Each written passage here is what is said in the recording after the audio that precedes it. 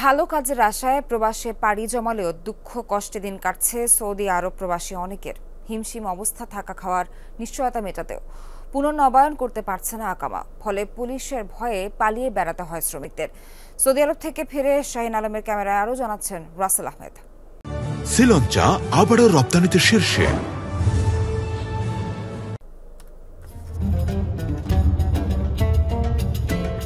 সোনালী স্বপ্নে বিভোর হয়ে বাংলাদেশ থেকে অনেকেই পাড়ি দেন মরুর দেশ সৌদি আরবে। জীবনের কঠিন পথ পাড়ি দিতে দূর থেকে উটকেই স্বপ্ন সারথি বানান অনেকেই। রিয়াদ শহরে প্রায় 15 লাখ বাংলাদেশির বসবাস।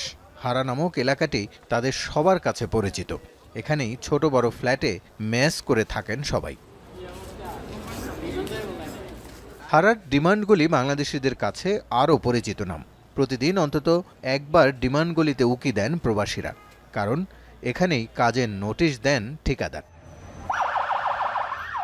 মাঝে মাঝে টহল পুলিশের সাইরেন শুনলেই সটকে পড়েন সবাই। রিক্স আছে, কাজের অবস্থা ধরলে তো রিক্স আছে, এটা তো নিষেধ। বিষয় আসে, কাজকামে অসুবিধা হইতেছে। এখানে কর্মসংস্থানগুলা যে পরিমাণ, ওই পরিমাণের চেয়ে তার চেয়ে বেশি আমরা চলে আসতেছি দেশ থেকে না বুঝি। রিয়াদ শহরের বাথা বাঙালিদের বাণিজ্যিক শহর। মার্কেটের প্রায় প্রতি দোকানই চালান প্রবাসীরা। তবে পুলিশের ভয়ে তটস্থ সারাক্ষণ, কারণ প্রবাসে থাকাদের বেশিরভাগেরই নেই আকামা অর্থাৎ কাজের অনুমতি। আমাদের এই আকামা শেষ, রিটার্ন আমরা আকামা বানাতে পারি না, দেশের দিকেও যাইতে পারি না।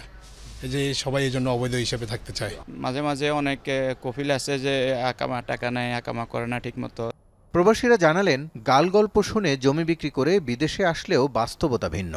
আকামা রিনিউ করার খরচ মেটাতে না পেরে অবৈধ বনে যান প্রবাসীরা।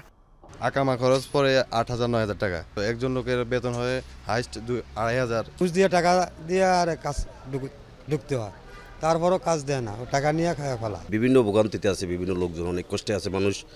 এটা যদি বাংলাদেশ সরকার একটা পদক্ষেপ নিত, মানুষের অনেক স্বস্তি আসতো। ফ্রি ভিসার নামে দালালরা নিয়ে আসলেও কাজ না দিয়ে পালিয়ে যান। তাদের ঠিকানা মসজিদ নয়তো মার্কেটের বারান্দা। এই শুভঙ্করের ফাঁকিটা আমাদের অভিবাসীদের জানিয়ে দেওয়া দরকার যে তুমি ওখানে যাচ্ছ মানেই তুমি কাজ পাবে না।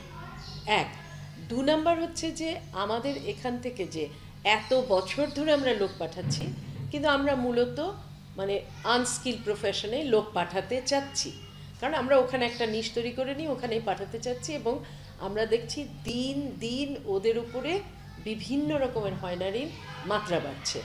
সৌদি আরবের কর্মসংস্থান মন্ত্রণালয় বলছে, প্রতারণা ঠেকাতে সরকারি পর্যায়ে কর্মী নেওয়া শুরু করেছে তারা।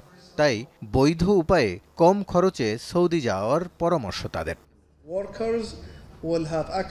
জুলাই থেকে আমরা নতুন নিয়ম চালু করেছি। কর্মীরা তাদের কন্ট্রাক্ট দেখতে পাবে, কি করতে হবে তাও জানতে পারবে। এছাড়া নতুন ওয়েজবোর্ড সিস্টেম চালু করেছি, যাতে কর্মীদের বেতন ও অন্যান্য সুবিধা নির্দিষ্ট সময়ের মধ্যে নিশ্চিত করতে পারি।